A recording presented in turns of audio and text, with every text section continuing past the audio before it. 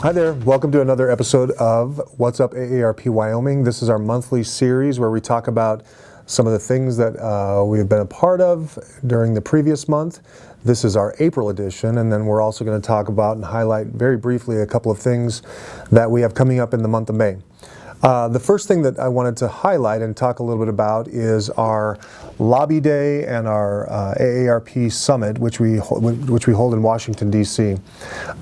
This year, our state president, Kate Saracey, myself, and Tom Laycock, who does some of our advocacy work, we headed out to Washington, D.C.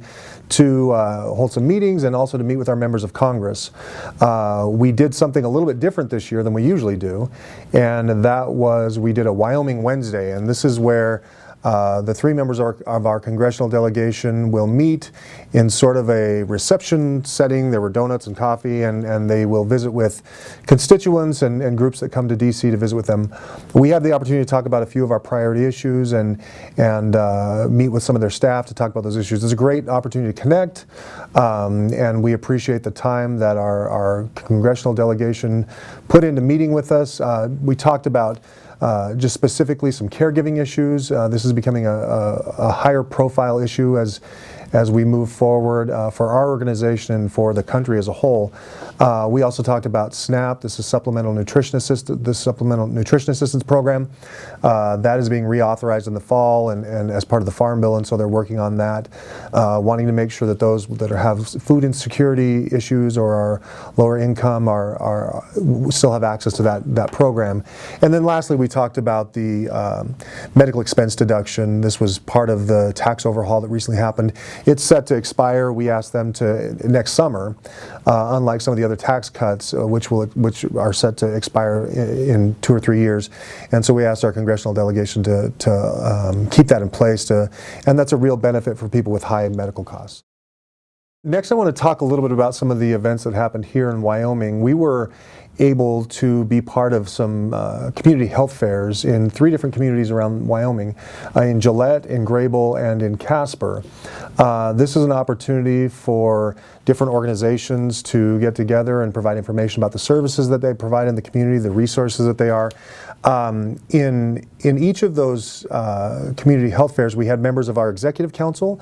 In Gillette, we had Billy Montgomery, who's one of the members of our executive council there, and he was at the table answering questions, handing out some information about the programs and offerings of AARP.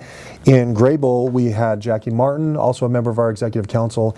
And in Casper, we had Dave Huff, who's a member of the Executive Council, but also Barb Summers. And Barb is heading up our community action team in Casper. And they're doing a lot of work with some programmatic work that they're doing, with some fun events, but she was there as well. And again, this is just an opportunity for us to show up in the community, to provide some information that's helpful to people, and these community fairs are a nice service that is offered in the local community. So I want to talk about just a couple of things that are happening in the upcoming month, in the month of May, and just really quickly highlight a couple of things that we'll be involved in. First, the Corporations Committee, the Legislative Committee, is meeting this month in Lander, Wyoming, and one of the issues that they're going to be looking at is the Wyoming Telecommunications Act. And this is what allows the Public Service Commission to regulate landline telephones. And this is all part of our CenturyLink case that I've talked about in previous episodes of What's Up AARP Wyoming. So we will be there along with some of the customers, CenturyLink's customers, to talk about why it's important that the Public Service Commission keep oversight over CenturyLink during this time of transition. The other thing I wanted to highlight is we have some voter engagement work. As most of you know, this is an election year for us.